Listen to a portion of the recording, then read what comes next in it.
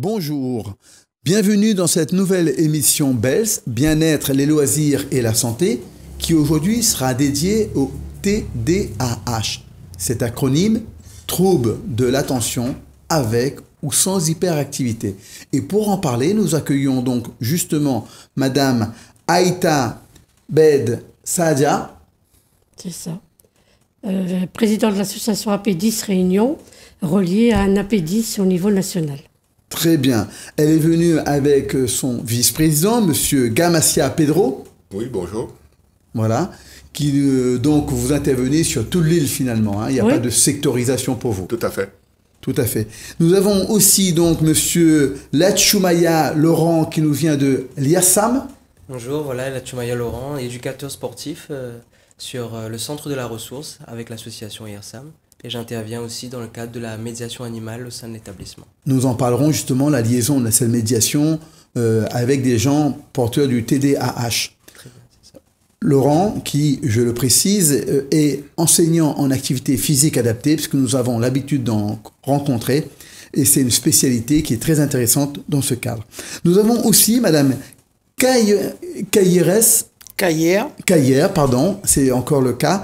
Donc, Caillère Nadia, qui est de l'association Dissemblables. Bonjour. Vous exercez quelle fonction à cette association? Je suis vice-présidente à l'association Dissemblables et j'anime les ateliers parents-enfants. Et puis, vous êtes aussi, par ailleurs, parent d'un enfant lui-même porteur de TDAH. Exactement, d'un jeune homme de 15 ans. Tout à fait. Alors, cette fameuse appellation, pour les gens, il y a déjà le mot trouble de l'attention et il y a le mot hyperactivité. Il y a les deux choses. Pouvez-vous nous en parler? Qu'est-ce qui veut commencer? Alors, si je prends l'exemple de mon fils, il a un trouble de l'attention sans hyperactivité. Après, on a le trouble de l'attention. Enfin, on dit trouble de l'attention, mais c'est trouble déficitaire de l'attention, en fait. Oui. Avec hyperactivité. On va dire que c'est un enfant, en gros, comme le président dit, monté sur ressort. Pleine vie, on va dire. Alors, commençons par ceux qui sont sans hyperactivité. Ça se traduit comment pour lui, à l'école, ailleurs, à la maison? Alors, à l'école, ça va être compliqué. C'est quelqu'un qui va se fondre dans la masse, qui va jamais lever le doigt, qui va rester très discret, qui va être vite fait, comment dire,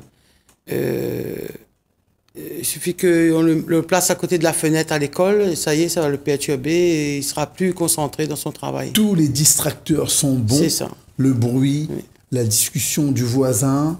Exact. Même si les gens chuchotent au fond de la classe, lui, il l'entend. C'est ça. Et ça va venir d'un distracteur pour lui. En fait, quand on dit trouble de l'attention, c'est aussi un mode de fonctionnement où, peut-être à l'inverse, il va entendre tout. Et donc, il va gérer tout en même temps. Est-ce que c'est un peu ça? Oui, c'est un peu ça. Alors moi, pour rebondir à ce que vient de dire Nadia, moi j'avais aussi un fils TDAH. Bon là, ça s'est calmé parce qu'il va sur ses 18 ans, donc avec l'âge, ça s'améliore. C'était juste limite hyperactivité, mais moi, il n'était pas silencieux. C'était plutôt l'inverse. Il se faisait bien remarquer. Puis là, comme il n'avait pas de problème scolaire, donc on avait du mal à comprendre parce qu'il fonctionnait bien. Donc je disais, celui-là, il perturbe, il est perturbant, parce que perturbé, pas de problème scolaire. Donc j'étais tout le temps convoquée. Oui. Voilà, en tout fait, le temps convoquée. C'était l'élève mal élevé, entre guillemets. Oui.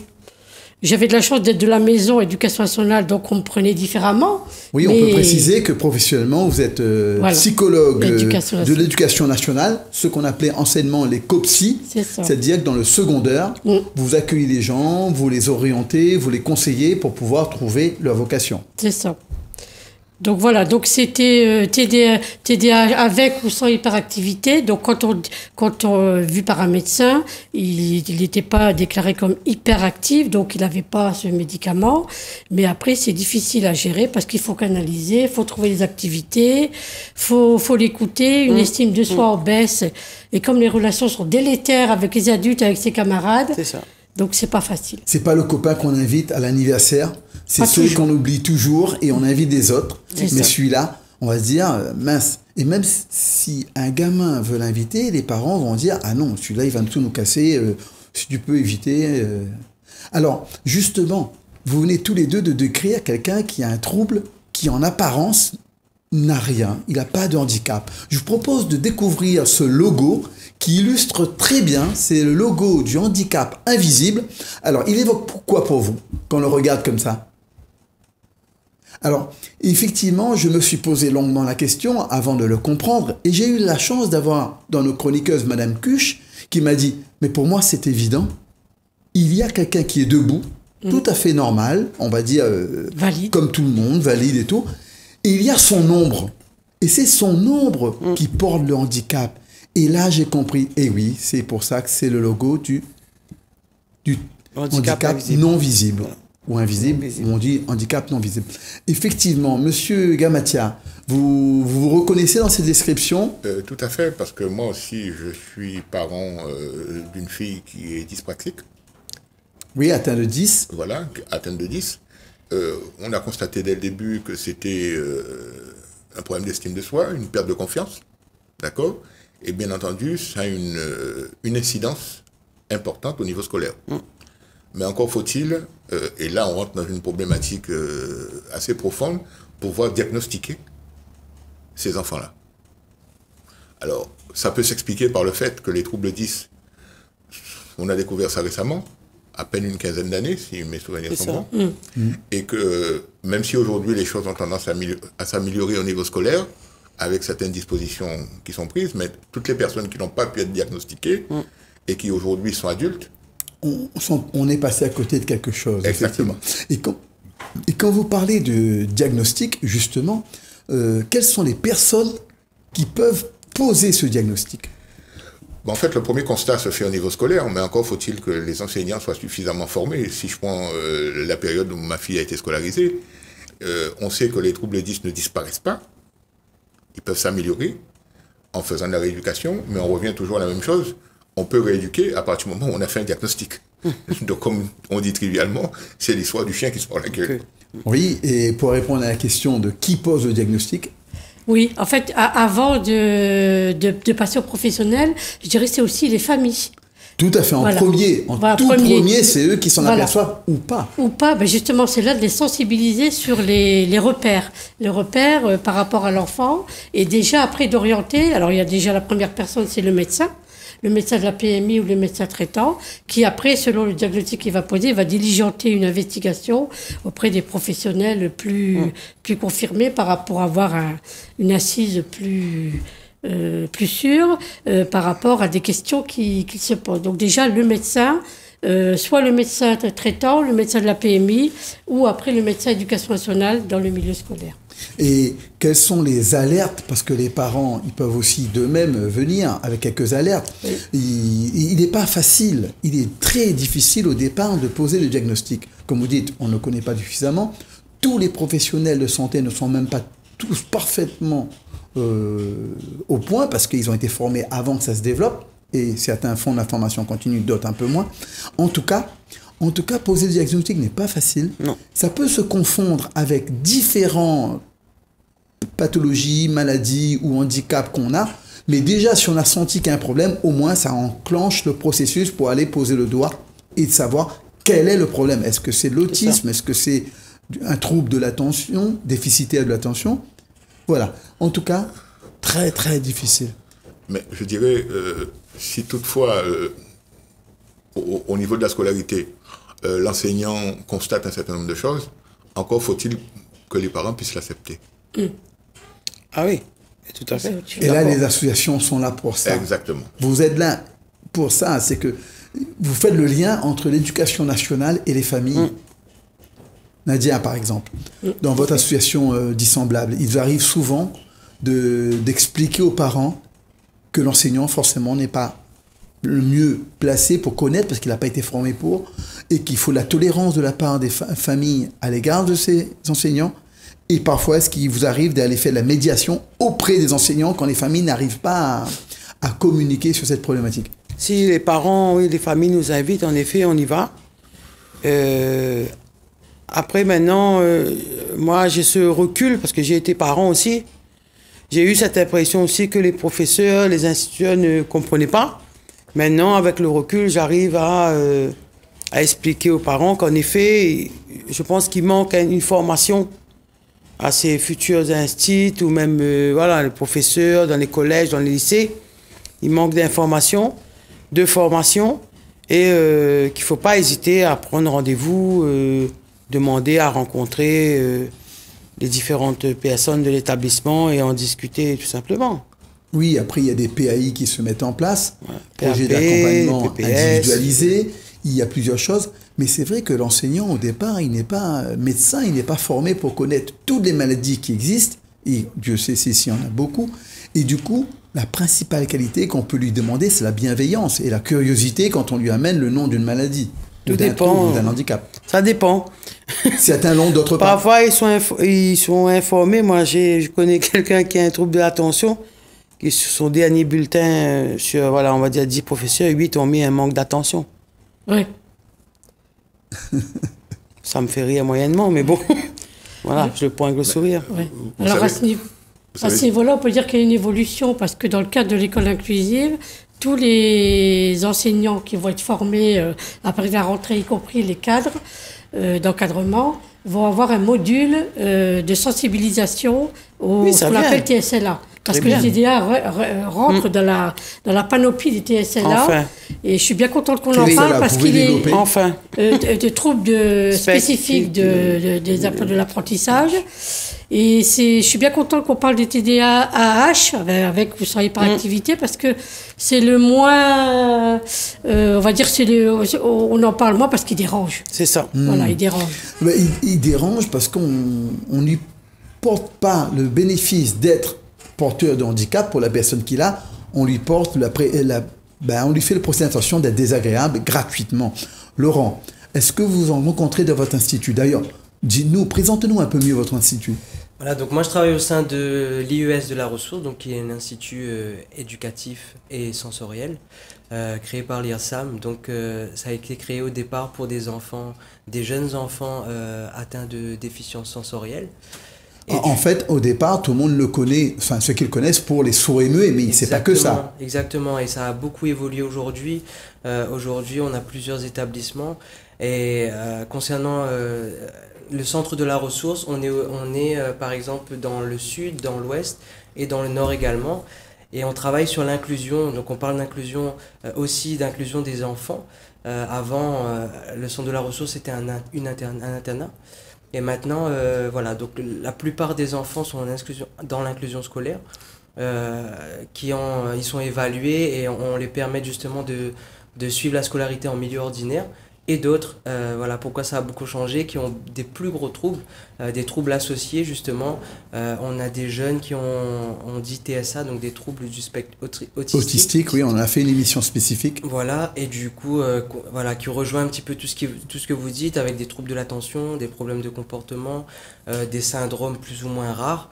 Et donc voilà, je rencontre beaucoup de jeunes, de 3 ans à, on va dire, 15-16 ans, et qui ont, selon leur évolution, justement, plus ou moins des problèmes assez importants au niveau du comportement, au niveau...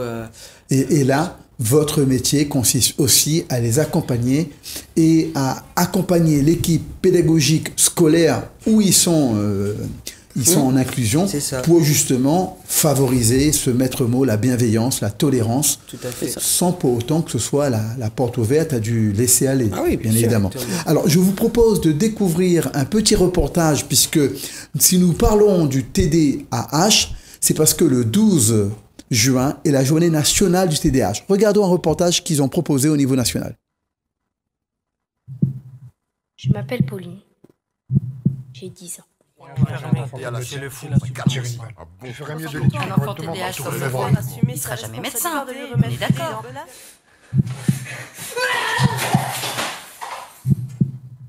J'ai toujours envie de jouer. Mais personne ne me comprend. Je suis toujours active. Mais on pense que je suis mal élevée. Alors que je suis atteinte du T. D. A. H. Trouble, déficit de l'attention. avec ou sans hyperactivité. C'est un trouble du neurodéveloppement qui touche 5% des enfants et 3% des adultes, qui se traduit par un manque d'attention, de l'impulsivité. Près de 2 millions de personnes sont concernées en France. Ce trouble engendre un manque de confiance en soi. 81% des élèves avec TDAH sont en souffrance scolaire. Pourtant, il existe des solutions et des prises en charge. Nous ne sommes pas mal élevés, juste incompris.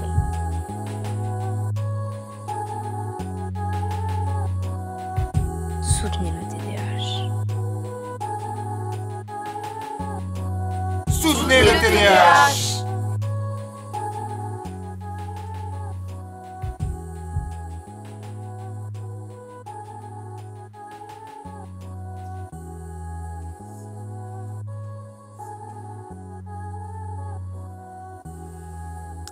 Oui, une très belle vidéo.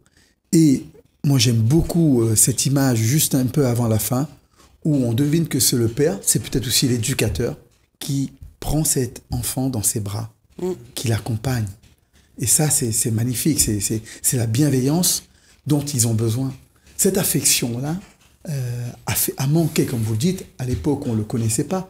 Aujourd'hui, il y a moyen quand même de faire autrement. Il y a moyen au niveau de l'éducation nationale. Et il faut en parler tout autour de vous. Dire que si un enfant est désagréable au départ, peut-être c'est parce qu'on n'a pas encore posé le doigt sur son handicap. Madame C'est tout à fait ça. L'image montre bien l'enfant, il est empêché, il est perturbé parce que c'est comme si qu'il avait un ampli dans sa tête. Tout est multiplié, l'odeur, le regard de l'autre.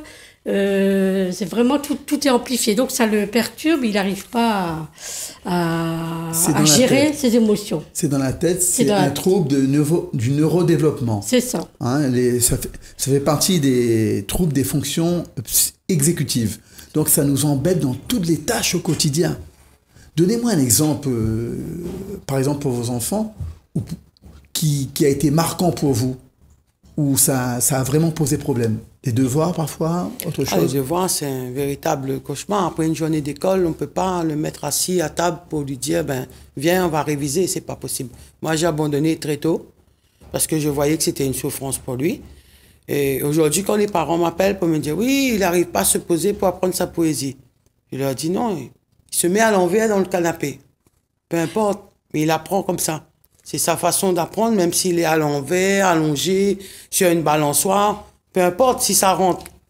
Ou sur un vélo, ou il est en train de jouer à une balle pendant il fait des rebonds avec la main gauche pendant que la main droite, il tient son cahier ou inversement. Voilà. Mais à côté de ça, par exemple, je prends l'exemple de mon fils. Lui, il est arrivé, ma fille, au bout de la 5e fois, pour apprendre sa poésie, elle retenait le texte. Lui, au bout de la 2e fois, tout en jouant à côté, il arrivait à capter la poésie et à la retenir plus vite que sa sœur. Ouais, il apprend très vite. Moi, j'ai eu le même problème. Alors, sauf que moi, du coup, je m'occupais pas des devoirs parce qu'il était assez autonome et tout ça. Ça, c'est une chose aussi qu'on peut conseiller aux parents. Je le mettais en études à l'école. Donc, c'est pas moi qui faisais. Alors là, effectivement. Voilà, c'est pas moi qui faisais. Du coup, il n'y avait pas de bagarre à ce niveau-là. Quand c'est les parents, c'est plus compliqué. Il y avait des bagarres sur autre chose, mais pas sur les devoirs. On n'est jamais autant patient avec ses enfants que les autres peuvent l'être. Tout à fait. Les autres sont bienveillants. Ils sont pédagogues, plus que moi. Il ne faut pas oublier qu'il y a une prise médicamenteuse souvent pour ces enfants-là. Pour certains. Alors, il y a un débat là-dessus. Certains sont contre, d'un point de vue purement philosophique, parce qu'ils disent que c'est considéré comme une forme d'addiction. Exactement. Alors que justement, ça permet de réguler, et je ne sais pas quelle est la position de chacun sur cette question, mais pour certains, ça a solutionné le problème. Ou en tout cas, ça l'a atténué de façon conséquente. Nous, on a essayé. Oui. Lui, il n'a plus voulu après. Au bout de 3-4 ans, il n'a plus voulu. Maintenant, on est passé à la méthode homéopathique. On est allé voir un homéopathe et ça marche plutôt pas mal. Donc après, on va essayer, on va voir. Dans certains cas, on peut constater aussi beaucoup de lenteur dans l'exécution des tâches. Oui, parce qu'ils sont en train de tout traiter comme s'ils jouaient aux échecs.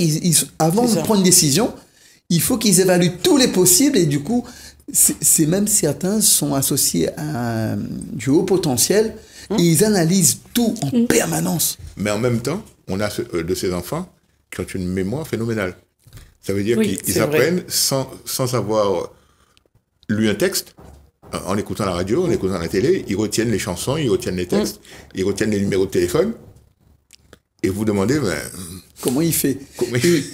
Au niveau scolaire, il passe d'autant plus pour un perturbateur gratuit qui empêche ceux qui ont besoin de calme pour apprendre, pendant que lui, il a déjà réussi. C'est ça. On sait qu'on a des Alors, difficultés scolaires. Justement, pour pouvoir essayer de temporiser, essayer de calmer ces gens-là, il y a plusieurs méthodes. Il y en a qui se mettent aux gymnastiques douces, d'autres qui font du sport pour pouvoir dépenser leur énergie, cette fatigabilité dont ils ont une grande dose. Et il y a aussi la possibilité peut-être de se rapprocher des animaux. Laurent? Oui, bah forcément l'animal est un bon vecteur, hein.